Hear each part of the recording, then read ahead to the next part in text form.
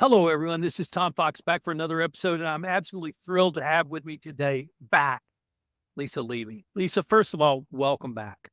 Thank you so much, Tom. I so enjoy sitting down and talking with you. I never know exactly where our conversations are going to go, but they're always fun.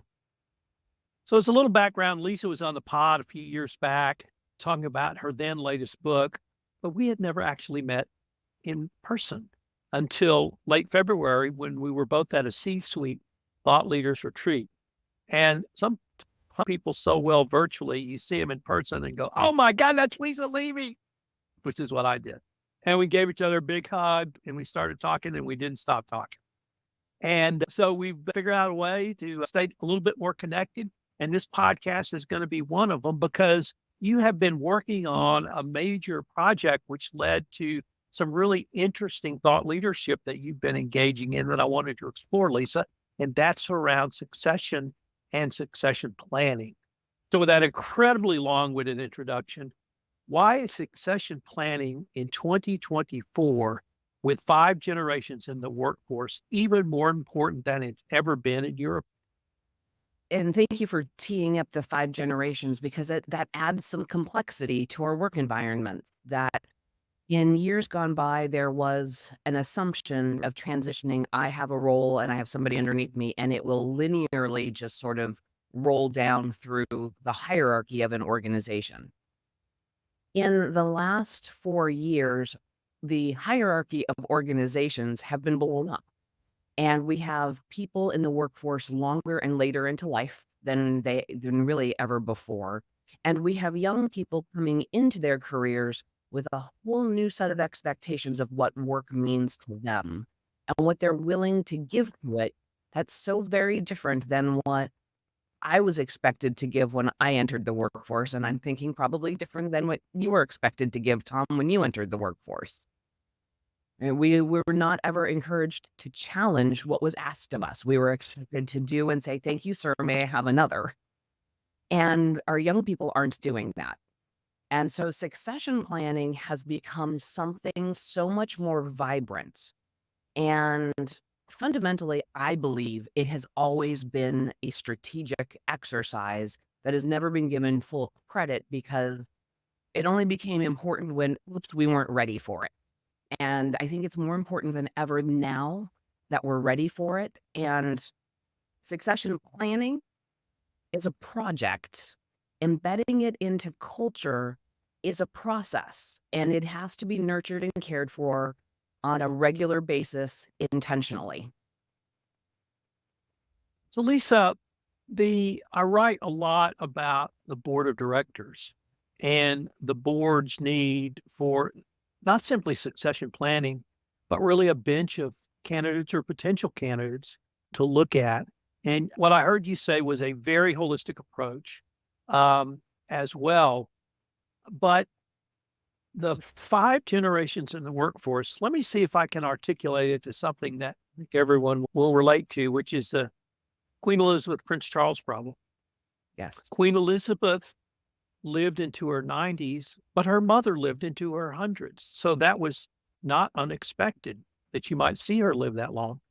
Her son, when she had him, when she was in her mid 20s, he was in his 70s and he had been succession in waiting for 50 years to be the King of England. And he dutifully waited and he became the King of England. And I, for one, felt great sorrow for him because he didn't ascend to the head of the royal family until he was in his mid 70s. Perhaps his best years had passed him. Nevertheless, by inherited right, he's still king. And what I see in the workforce is, so I'm a baby boomer. I have legal protection against being terminated for being in a protected class. I can work as long as I am physically and mentally able to do so. But if I do, I'm taking the slot of someone else. And if I'm at the highest level of a corporation, I may be taking the slot of someone who literally is the prince in waiting to be king. And so I really think about that. And I guess the Gen X is the immediate generation after me. You know, the Gen Xers are in their 50s now. And are they going to get a chance to take the realm? Are they going to get a chance to run the ship? Is it going to pass them directly, as perhaps what happened with Prince Charles, now King Charles? It's going to go to the millennials or the Gen Zs. And so I really wonder, and the Gen Xers have been very patient, waiting for their chance. Are they going to get their chance? And so let me add that level of complexity. Kind of, is it fair? And how do you help a company think through all of those issues, as well as having the right people primed to succeed when needed? All right, so let's start unpacking and playing with this. So, Tom, I am proudly a Gen Xer. And when we start looking at the generational challenges, right, the baby boomers were the largest generation in a population, right? They were the largest number for years.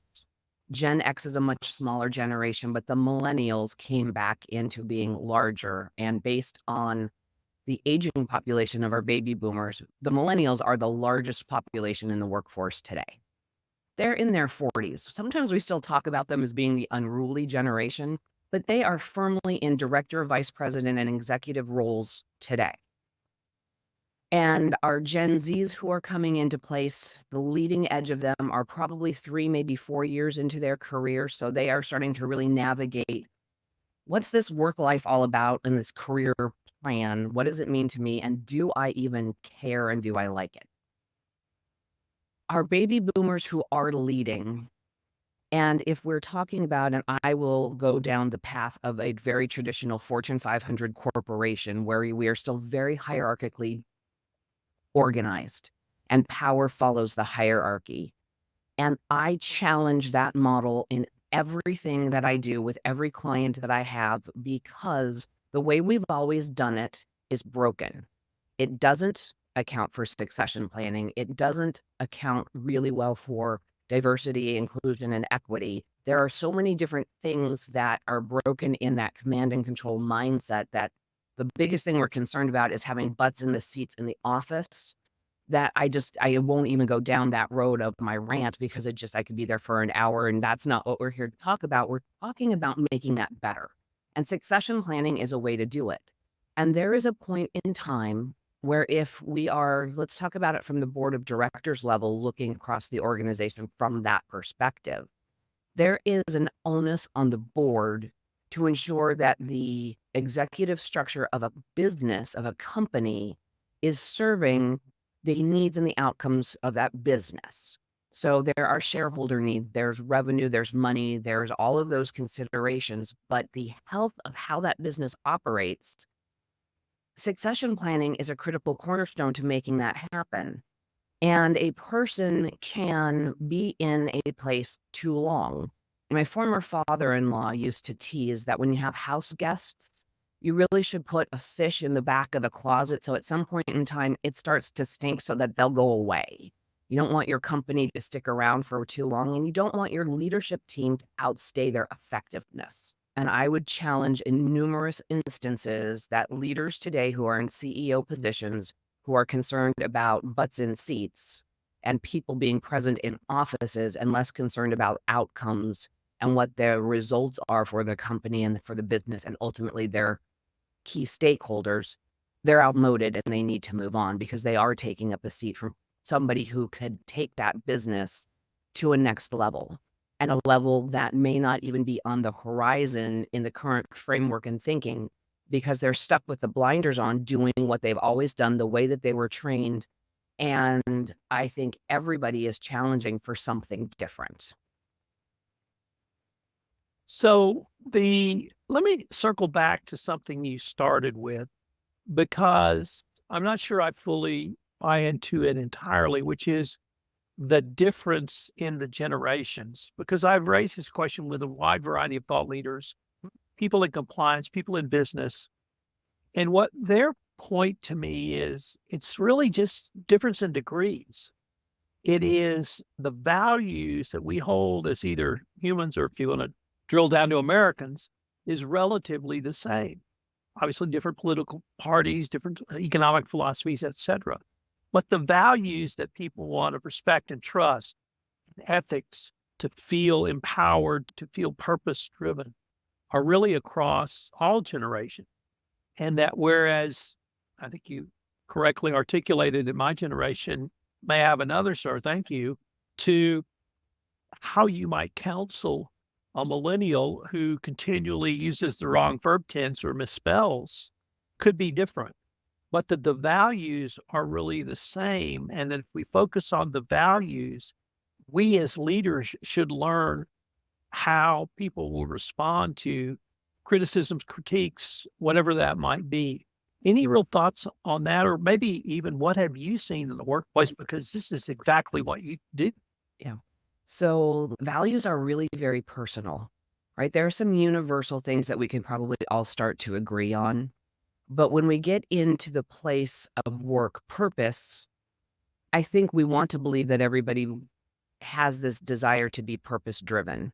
And I think the question is, what's that definition to Tom versus the definition to Lisa of purpose? Mine might be that it's making an impact on a very humanistic level. It's about empathy. It's about taking care of people. It's about something else. And this other Tom that I'm talking about may be purely focused on my purpose is to drive revenue. Those two definitions of purpose may not align. And so I do agree that we human beings are value centric. We only perform well when we're doing things that are in alignment with our values. But do our values actually align? And I think that's the challenge that we're facing generationally, because we may use the same lexicon, but we have different definitions behind the words and different impacts of what it means. And that's challenging if, as leaders, we're not willing to invest the time and energy to understand what the other person is saying. And that may sound really simplistic, but right, for communication to be effective, it's a two-step process, right? You send a message out, it's received by somebody, and they have to reiterate back to you that they understand what you said and you agree. That is a complete communication loop. And we aren't always good at doing that as people. We spew things out, we give some direction, we assume that people understand what we're saying, and we keep moving. And we need to be better at pausing, taking time to close communication loops and understand that what was said was what was understood, and that we're understanding each other. I think and we've talked about, we mentioned kind of from that US perspective, I have an underlying fear that we've stopped understanding and wanting to understand one another. We want to pontificate and shout and yell and reinforce things. We've stopped listening and getting the feedback loop to make sure that we're hitting a mark, that it's appropriate, and correcting when we're out of alignment, when there's misunderstanding.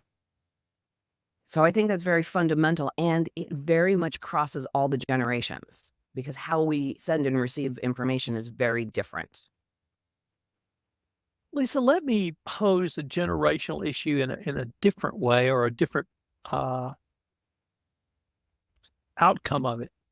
I started with big law, and basically when I started in 1983, I was told you stay at this law firm for the rest of your life. Now that turned out not to be true, but that was sort of the mentality that you stuck around. And if you had multiple employers over perhaps a 5-year period, there was a question about you, not the employers. My daughter had 5 jobs in 18 months. She more than doubled her salary in those moves and made more than I made. Probably took me 15 years to make what she's making, maybe 10.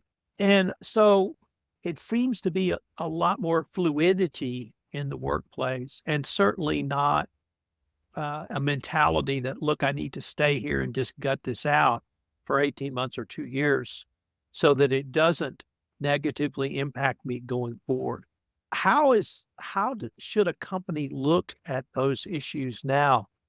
Do you have to kind of take a deep dive if someone's had multiple jobs over 5-year period, or is that really a reality now? And one more thing that I have to say that you were spot on is you and I are unemployable, and that's why we've both been self-employed for so long. So with that in mind. With that caveat, so there's a lot that you threw out at me on that one, and it's a fun topic. because I came into the workforce with that mindset of you were going to be someplace for a long duration of time. And in that experience in the beginning of my career, there were not positive experiences along the way.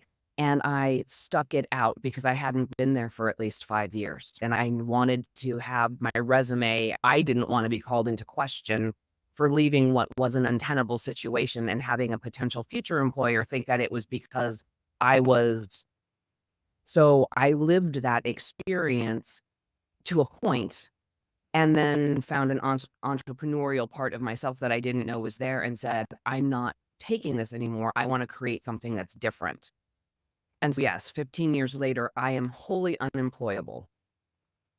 But the younger generation and the millennials started this. And so it's not new. They started looking for roles that aligned with their values and whatever those values were. And if the employers weren't aligned with them, they were willing to move on to the next thing. And they were willing to begin to tell the story that I chose to leave a situation that wasn't fulfilling me. And I would never in my early 20s, even into my 30s, have thought to ever have acknowledged or said that out loud. So there's already been a paradigm shift. Gen Z came into the workforce in the peak of the pandemic. Their first jobs were Uber drivers and DoorDash and things like that, where they were hustling during college because all other kinds of roles were shut down.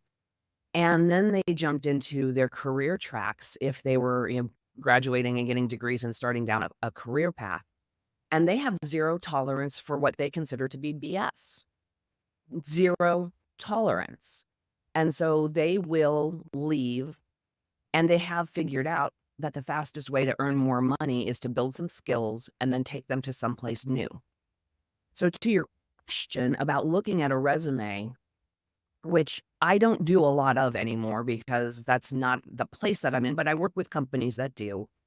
And the mindset of looking for somebody who has 5 years, 10 years, whatever, and that longevity, there are questions to be asked about that. Why did you stay? What was happening in that environment? And have them tell you the story, hopefully, about their progression of experience and knowledge and how they grew internally. As opposed to, I found a safe little corner and I've been hiding for as long as I thought I could hide, and now I'm afraid I'm going to lose my job, right? That's a story that could come out of longevity. But there's an equally interesting story that can come out of your daughter. As an example, my stepson would be the example of he's been in one place for 3 years and he's had 7 promotions, and you can see the income growth and what his skills and his experience. And much like your daughter, he outpaced my income and my earning. By the time he was 26, he was earning what I was earning at maybe 36. Love it. It's fabulous. He's built strategically inside of a startup that every 6 months reinvents itself. And so he reinvents himself and his skills. And it's so amazing to watch. Your daughter did it by gaining some skills, some experience, and taking it to the next place and the next place.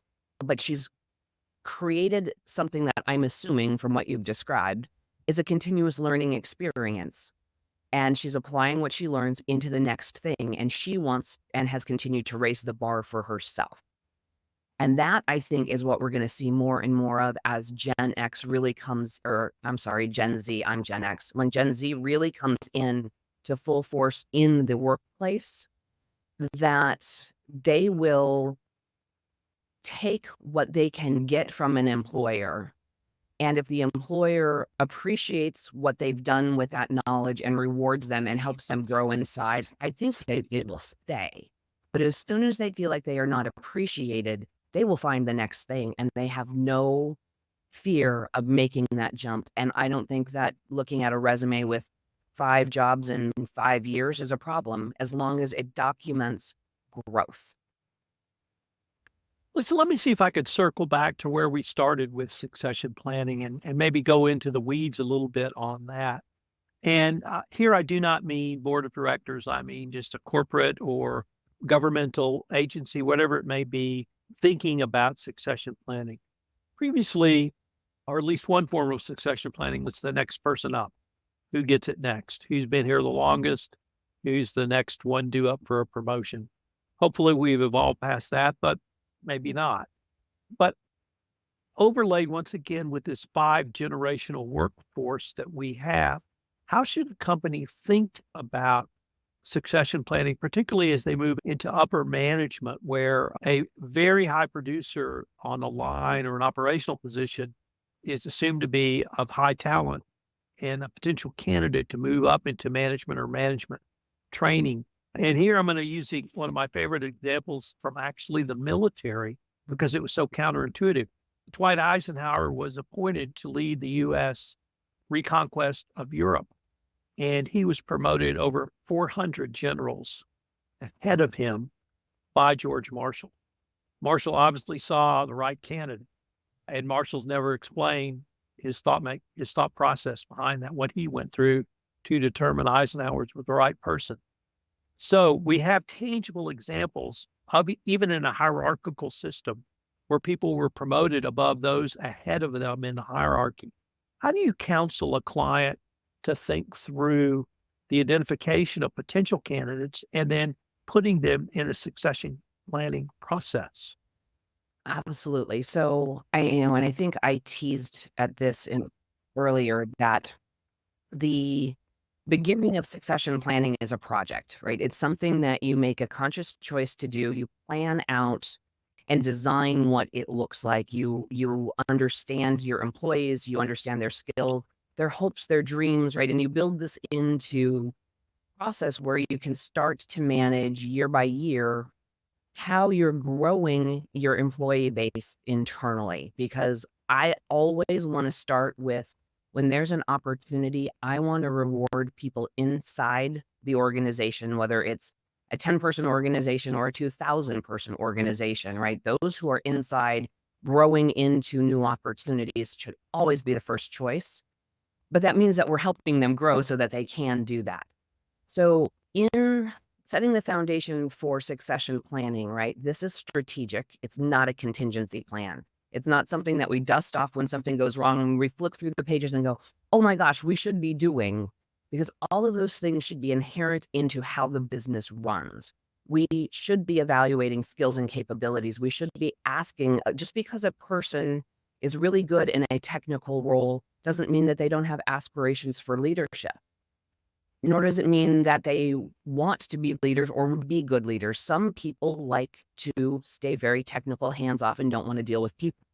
I wholeheartedly understand that's part of why I'm an entrepreneur and I'm not building a team. I like doing. So in this experience, we need to always understand the organization. Institutional memory becomes critical. When you have an old organization, and what I mean by that is it's been around for decades, we start to forget about choices that were made 20 years ago, decisions that drove us to where we are today. And if we're living a succession planning framework and we're making that real, we are recording that knowledge and capturing it. Today, we can do that in really cool ways in interviews, just like this, Tom, right? We can sit down with the leader and say, hey, tell me your story. You've been here for 25 years. What brought you to the organization? And how did you grow your career?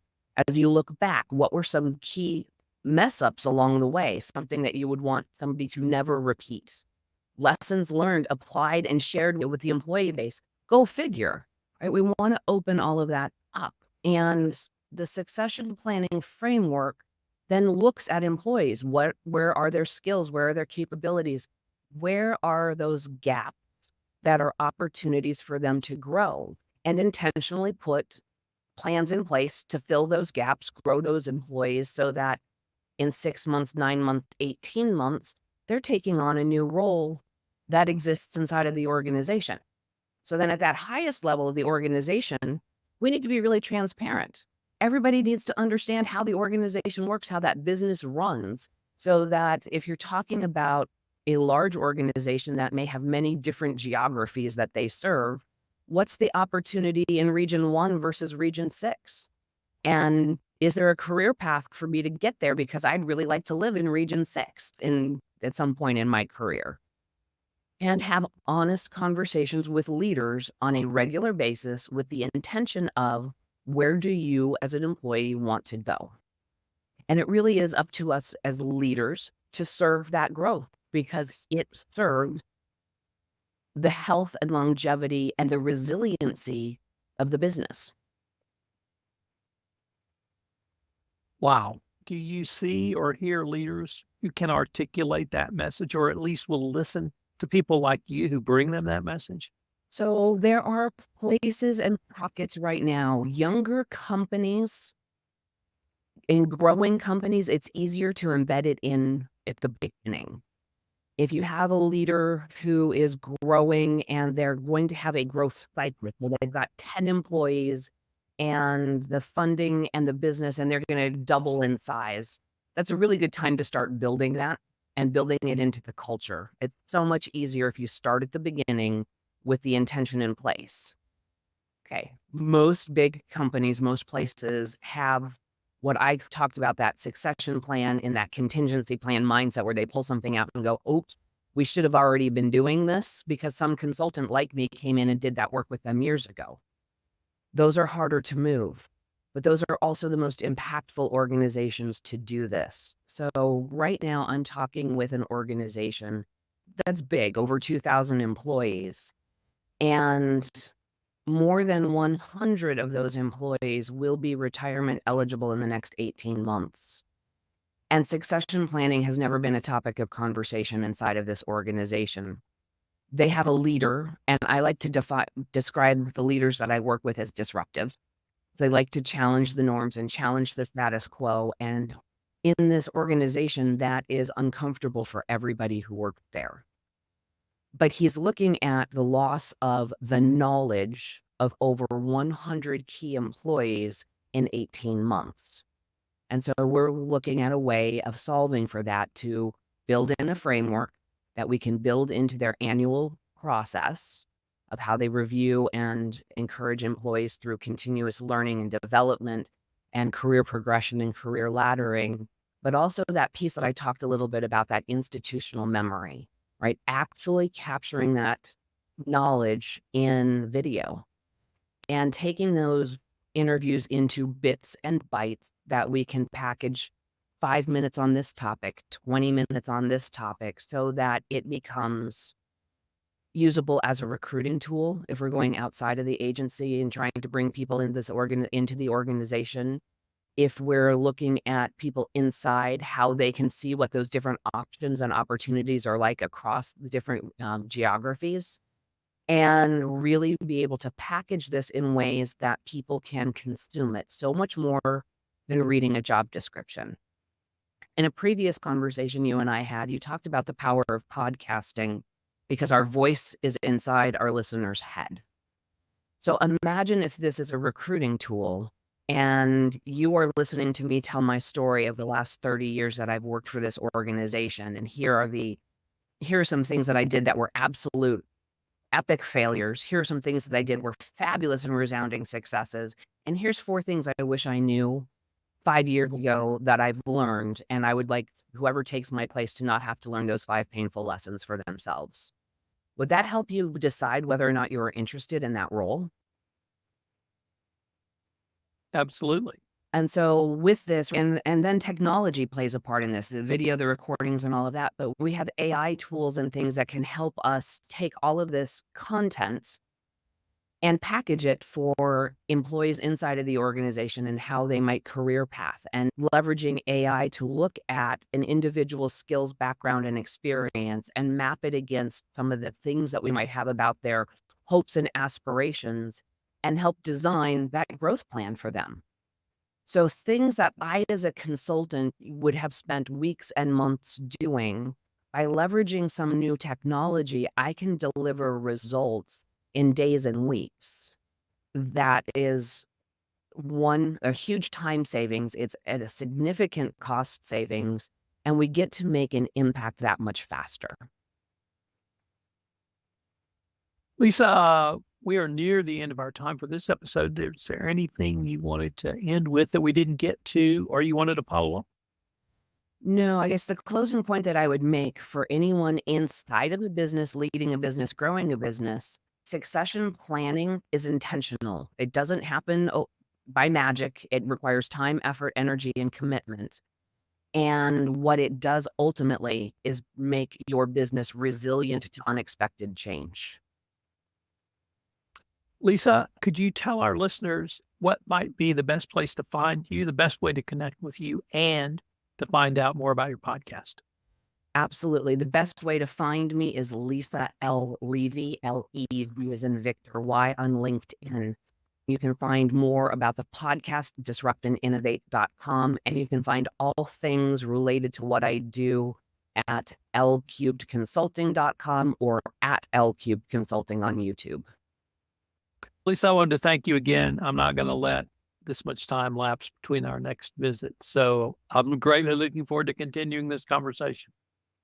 Tom, thank you so much. I always enjoy our time together.